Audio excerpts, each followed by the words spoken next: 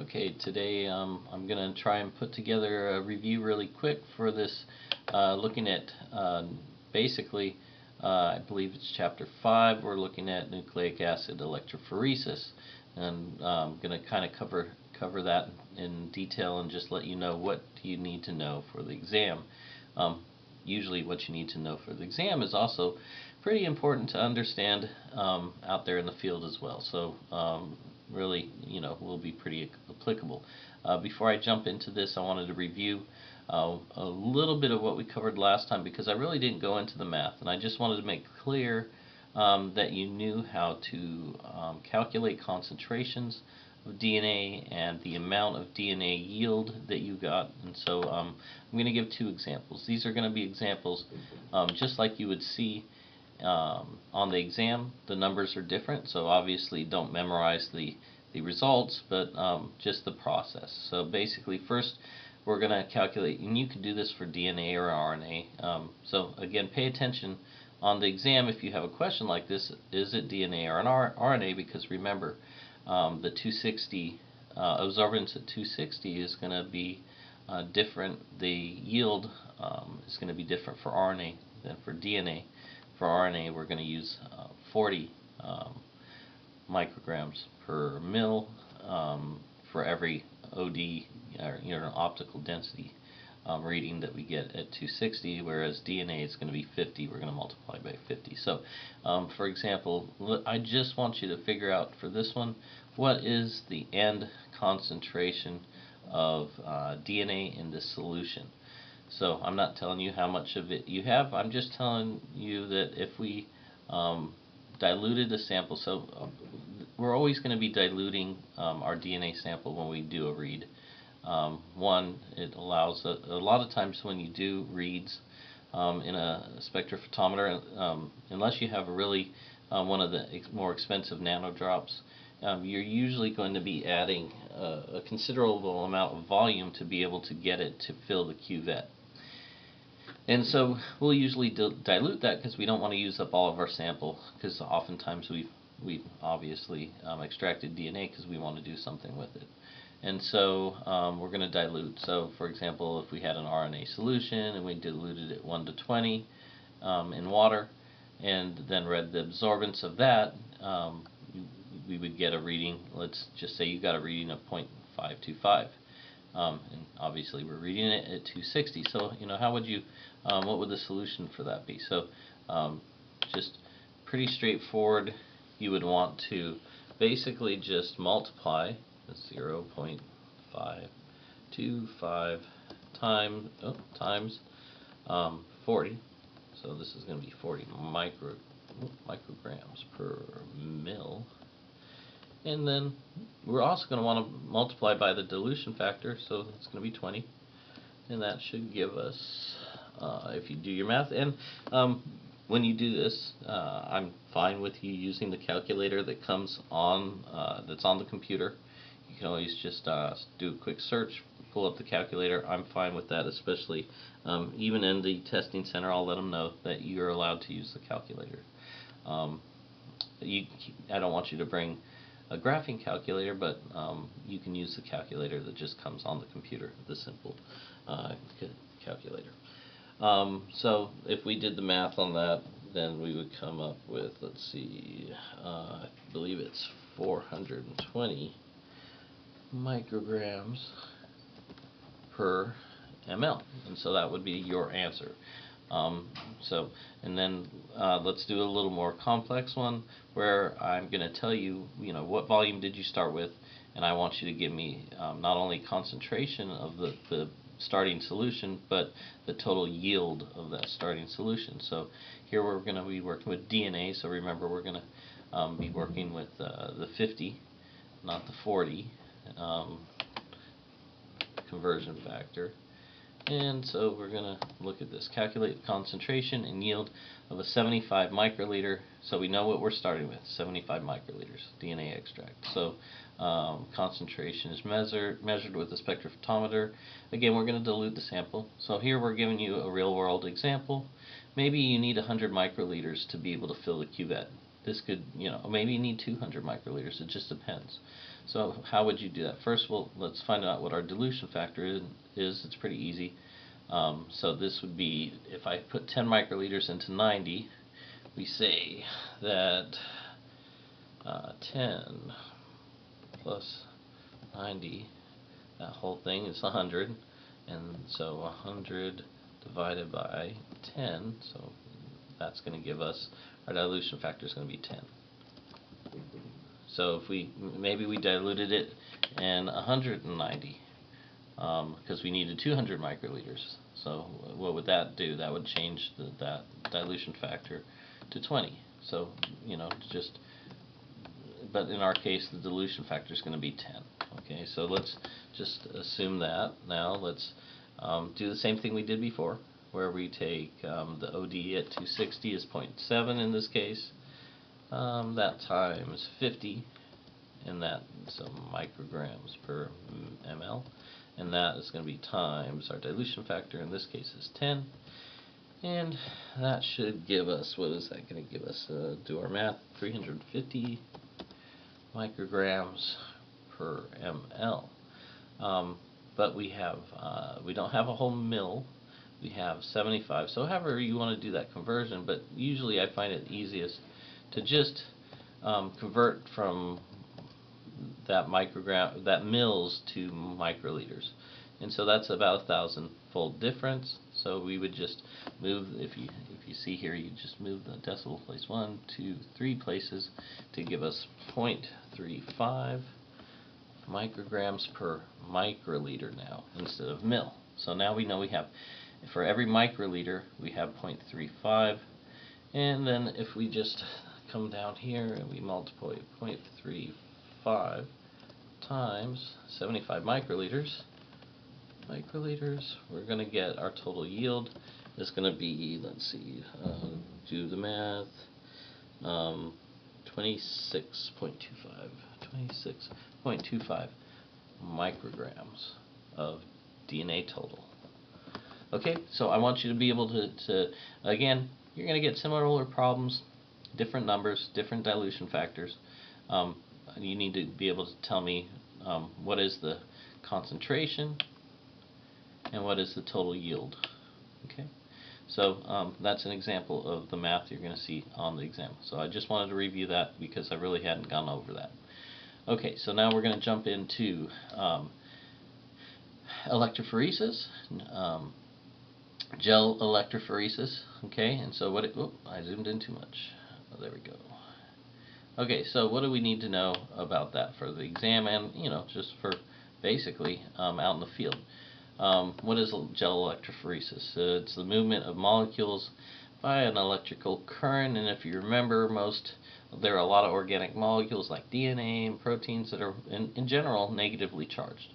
And so they're going to move from the negative pole to the positive pole. So if we apply a voltage through a solution, because voltage doesn't usually travel really well through the air. It also, big mistake a lot of people have made is trying to run a gel with pure deionized water. You might, if you really think about it, if you go back to chemistry, deionized water actually doesn't conduct electricity very well, so your gel won't run. So we're usually running a gel where we make a gel, basically like Jello. We tend to use agarose, which is derived from seaweed. So technically you could eat it, but I wouldn't recommend it. These usually are not food grade products you're working with. So usually you'll make a gel, so just like Jello. It makes a matrix of protein lattice and fluid. Usually a buffer. We're not going to use water because we want again we want a voltage to pass through the gel. And we're going to have the solution is going to be basically a salt solution with buffers in it, and that's going to allow the voltage to basically pass through and move from one pole. So if we have a negative pole and a positive pole, actually I can't see that, but maybe the positive's over here, it doesn't really matter. It does matter where you load your DNA though, So if this were the negative pole, we would want to load our DNA over here and it would move that direction. I have seen people put their gels in backwards and run the DNA out the back of the gel, and then you've lost your DNA sample and don't get any information. So again, one thing you do have to know is DNA is going to run from the negative to the positive. So if you load your samples, you want to load them on the negative side because they're going to move through the gel and towards the positive side. So nucleic acid moves from a negative to a positive pole. So that's one thing you need to know for the exam. So, and well, to not lose your samples in real life. So let's go to the next slide. I don't need you to draw me a picture, so we're just showing you that agarose and polyacrylamide are going to be these polymers that form a matrix. These are the two most common, or really the only things you're going to work with, either agarose or polyacrylamide gels. If you've ever worked in a lab, you know that polyacrylamide gels are more often used to separate large things, proteins, and so when you run Western blots or anything like that, you're usually running them through a polyacrylamide gel. But we can use polyacrylamide to separate out DNA as well, but most of the time you're going to be using agarose for DNA separations or purifications. In the smaller ends, polyacrylamide is commonly used because it does give a little bit more better separation between single nucleotide differences. And so we use polyacrylamide gels, and you may have done this or will do it in the future in the Sanger method of DNA sequencing. And usually we'll fill up a small capillary tube with polyacrylamide gel, and that will separate out basically DNA based on just one nucleotide difference. This prevents diffusion of your DNA in clear bands. So basically what these gels provide is they basically create resistance, and your DNA kind of has to pass through that matrix. And if you think about it, smaller particles can pass through a matrix much more rapidly because there's less resistance than larger particles. So really, we can now separate out particles based on size. Let's see, making gels. So agarose is quite a bit easier to make because all you have to do is take a gel tray, and it has to be somewhat clean, but not fastidiously clean. You mix your agarose with a buffer, TAE or something. This is just a salt and buffered solution. And you heat it, usually in a glass beaker inside of a microwave. So make sure to use the lab microwave, not your food microwave. And you basically get it to just to boiling.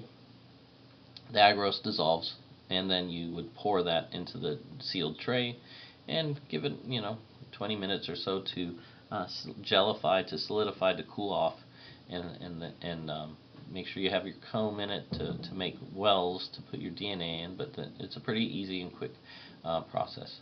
And agarose, again, just derived from seaweed, not dangerous. Polyacrylamide, on the other hand, is pretty nasty. You want to wear a mask when you make it.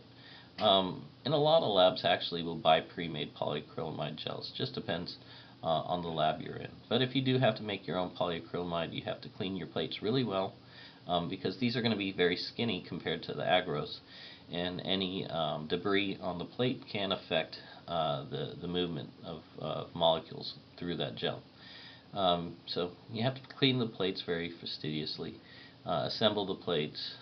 You have to actually, this is a process that you have to cross-link the acrylamide and bisacrylamide, and so you have to polymerize it. So you're going to add a catalyst basically to that solution. So you're going to make a solution with powder, then add the catalyst to it, and then you have a period of time where you need to pour it quickly and then allow it to catalyze the reaction and solidify. So a little bit more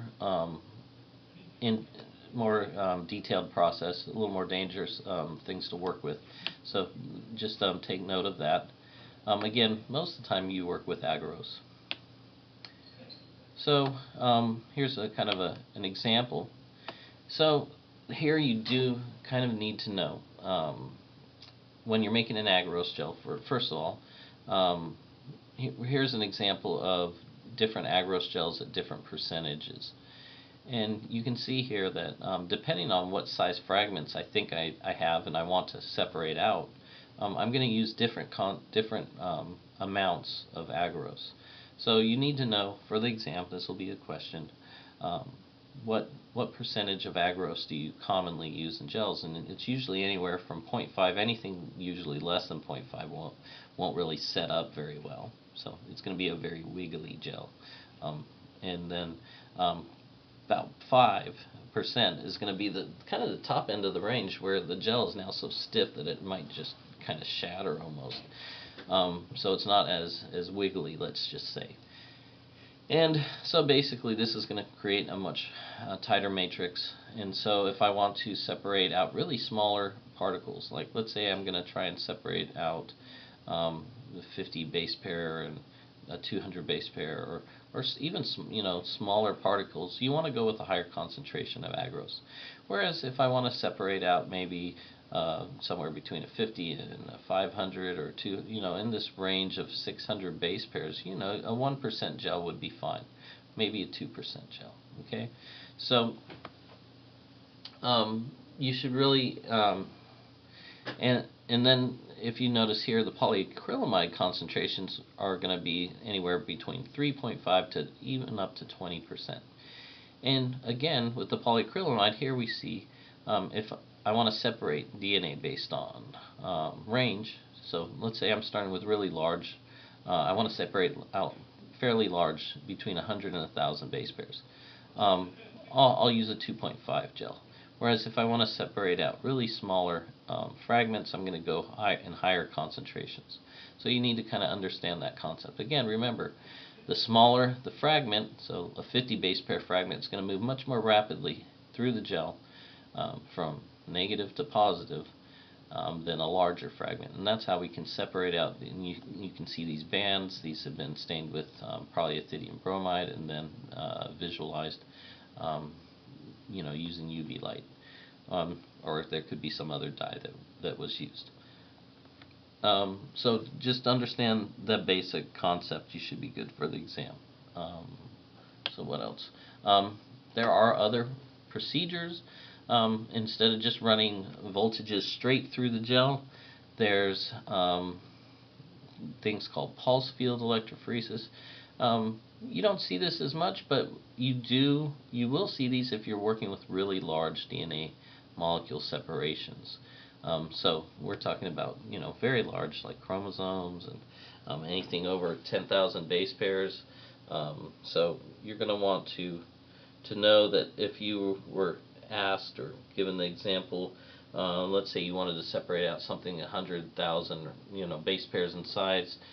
You don't want to use your regular acrylamide or agarose or acrylamide gel. You're going to use one of the pulse field electrophoresis, and what that is going to create is it's going to kind of move the larger fragment through the gel a little bit differently. It's going to kind of back and forth, trying to get it through, in more a kind of again, think about it. You've got a really large fragment and you're trying to get it through a gel. You're going to have to really kind of work to kind of get it through that gel. So again, you might have a different type, a more complex setup. But that's all you need to really know. Is really large fragments, you would probably use a pulse field electrophoresis to separate them.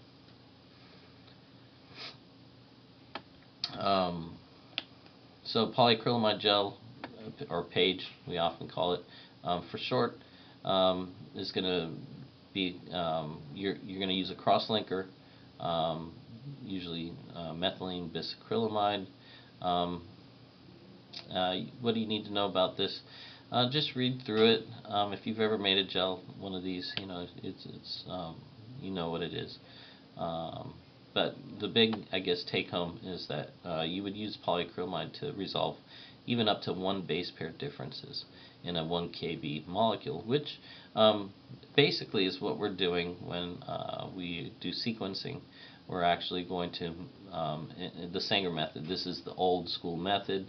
We actually have, I believe, an instrument to do that in the lab, so you may end up doing this. So you basically will make different length DNAs, and you're going to terminate them with a fluorescent tag, and that's going to, if it terminates with, we've got 4 different colors representing GC, A, and T, and so you will then basically run those through a capillary tube filled with acrylamide, and that's going to separate out the smaller fragments. Are going to run first, and then we're going to basically have a readout of the fluorescence as they pass through, and that's going to tell us what the sequence of that DNA is. So you don't have to remember all of that, just remember that you can resolve 1 base pair difference using polyacrylamide. And oftentimes we'll do that instead of in a plate. We might do that in a capillary tube because it's thinner. It's going to allow for kind of more rapid automated type of running it through the gel than it would be running it through a gel. Also, if you want to read, like, for example, fluorescence, you could shoot a laser or a light through just one small area and then have a readout on the other side of what's being absorbed or what's being fluoresced, and that would be a lot more difficult to do in a flat gel. So that's your capillary tube. You also should know buffers, for example.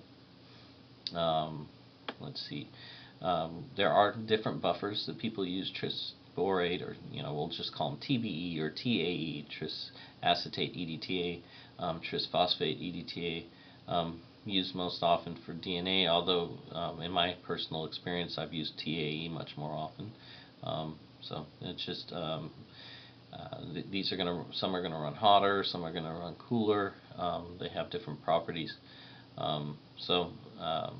Then we also have sodium phosphate, or MOPS buffer, is used for RNA, so that's going to be different. DNA, you're going to either use TBE, TAE, or TPA for DNA. RNA, you're going to use MOPS. And there are other buffer additives that you can add that'll affect denaturing agents, for example. So just know that, and again, you don't ever want to run a gel in just deionized water because it won't run.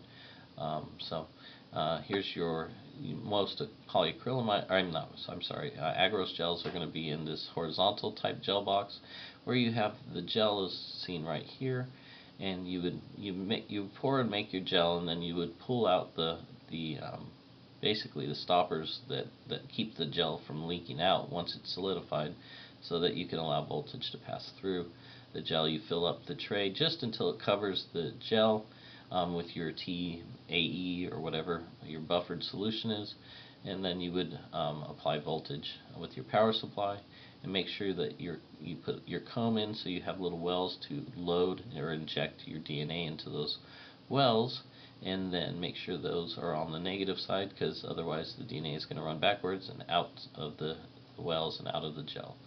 And then polyacrylamide is usually done in a vertical gel situation, much skinnier, and they're usually between 2 glass plates that is open on either end. And those, and you'd have a comb up here, and you would load into that in the vertical, and then you would usually have fluid covering all the way up. So you kind of need more fluid. Also, a lot of times this creates a lot of heat, and so sometimes you'll have little ice blocks to cool that down. As opposed to this, you never really have to run this with any type of cooling apparatus. So equipment, you need combs, for example. The combs are basically going to create a little hole or a little indentation in the gel where you're going to load in your sample. again, loading is a trick to it. Make sure that you have somebody show you how to load. You don't want to blow bubbles because the bubbles are going to basically make the DNA come up and out the well. You want to load in. A lot of times you want to mix your DNA actually with some type of glycerin or some sugar solution to kind of keep it in the wells, make it more dense, with a dye, so you can kind of see there are different dyes that will run through the gel at certain sizes, and that'll let you know when you need to turn your gel off, because you don't want to run your DNA off the end of the gel. So just keep in mind there's your different types of combs, and I'm sure that you'll be shown that in the lab. Tracking dye. Okay, so I mentioned that. So most of the time you're going to mix your DNA with a tracking dye, so you can see visibly see how far because you're not going to see the DNA running through until you stain it with something like ethidium bromide. And so these actual physical dyes will run and separate out, and you can basically tell how far your DNA is run based on those. And then once you've run it, you have to stain with something that's going to stain DNA, ethidium bromide. These are oftentimes intercalating agents. They get in between the strands, which is why they are carcinogenic, because your DNA doesn't like that type of thing happening. And so you're going to have to stain them and then visualize them later, because you can't see the DNA obviously with the naked eye. Okay, so let's see, is there anything else? I think I basically went over what you need to know for the exam, so make sure to study for that, and I'm going to end this one and start the next chapter or review. So I hope this was helpful, and I will see you in the next review.